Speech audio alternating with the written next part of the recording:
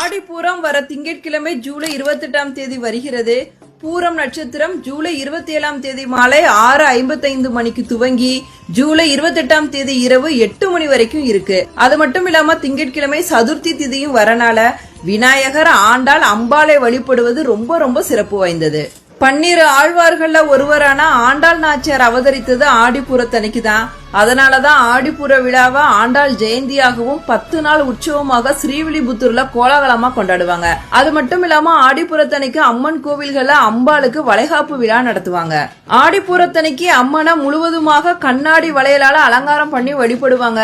வழிபாடு முடிஞ்சதும் அந்த கண்ணாடி வளையல எல்லாருக்கும் பிரசாதமா கொடுப்பாங்க.